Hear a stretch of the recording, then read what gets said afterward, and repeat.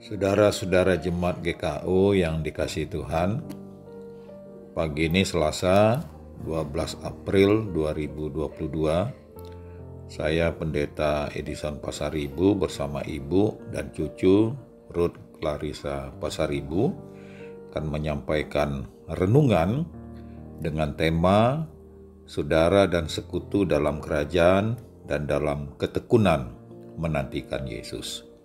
Dengan pola 4M, menerima, merenungkan, melakukan, dan membagikan. Saudara-saudara, sebelum kita mendengar firman Tuhan, mari kita berdoa. Kita berdoa.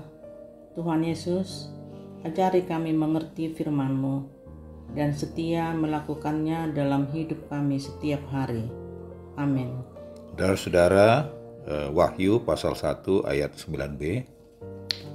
Dalam kerajaan dan dalam ketekunan menantikan Yesus berada di pulau yang bernama Patmos oleh karena firman Allah dan kesaksian yang diberikan oleh Yesus.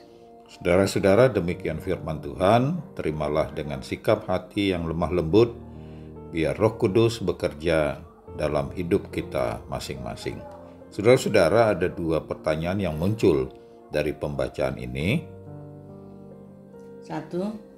Dalam hal apakah Yohanes membangun persaudaraan dan persekutuan dengan ketujuh jemaat di Asia?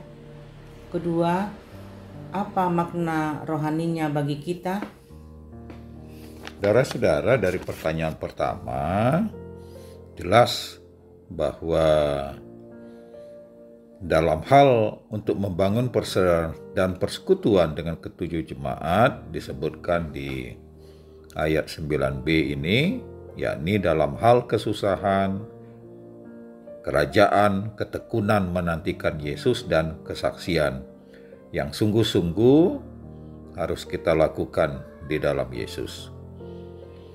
Yang kedua, makna rohaninya, yang pertama kita adalah saudara dalam Kristus, dalam kerajaan Allah, dan yang kedua dalam hidup dan pelayanan kita tidak sendirian, tetapi bersama-sama menghadapi berbagai kasus, penderitaan dan tantangan, tidak saling membiarkan tetapi saling menguatkan, menolong, mendampingi dan melengkapi. Saudara-saudara yang dikasihi Tuhan, kata saudara dan sekutu dalam kerajaan dan dalam ketekunan menantikan Yesus, yang pertama, Yohanes memperkenalkan diri sebagai saudara, mengalamatkan dirinya kepada orang-orang Kristen lainnya sebagai saudara dalam kesusahan. Sesama saudara berarti memiliki tanggung jawab kepada saudaranya yang lain, terutama di masa-masa yang sulit, di masa-masa yang susah. Jadi bukan hanya ketika situasi yang bahagia dan senang. Saling mengingatkan dalam kasih dan menegur yang salah, saling berdoa dan mendampingi.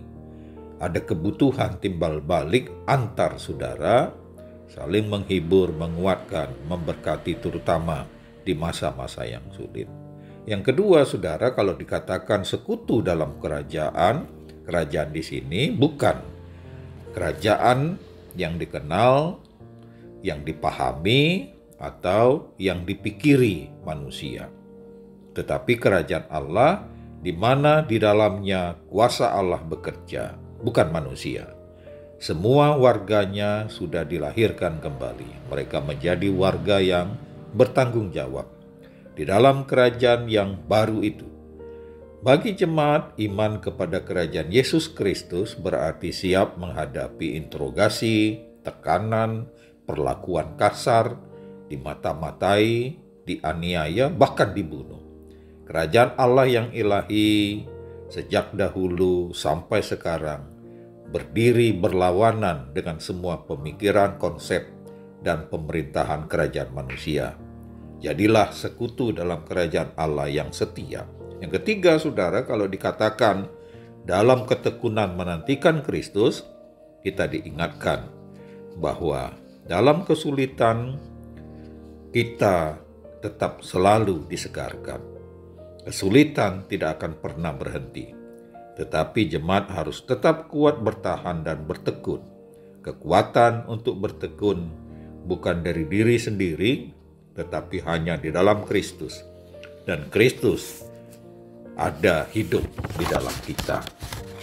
Ketekunan sampai Yesus datang kedua kali. Banyak tugas yang masih harus dilakukan, terutama melayani saudara-saudara yang belum mendengar dan belum mengikut Yesus. Mereka harus diinjili, menunggu, bukan diam, tetapi terus bekerja sampai Yesus datang. Karena itu saudara-saudara, jadilah saudara dan sekutu dalam kerajaan dan dalam ketekunan menantikan Yesus Tuhan kita. Amin. Mari kita berdoa. Terima kasih untuk firman, terima kasih untuk renungan. Kuatkan kami menjadi saudara yang saling menguatkan, yang saling mendampingi, yang saling juga memberkati. Ajari kami untuk tekun sampai Tuhan datang. Amin. Saudara-saudara, lakukanlah firman ini dengan terus melakukan doa, dengan terus berjaga-jaga menyongsong kedatangan Tuhan, dan bagikan untuk setiap orang di tempat di mana saudara hadir, tempat kerjamu, di tempat rumah dan keluargamu, terutama dimanapun saudara tinggal dan melayani. Tuhan bersama kita. Amin.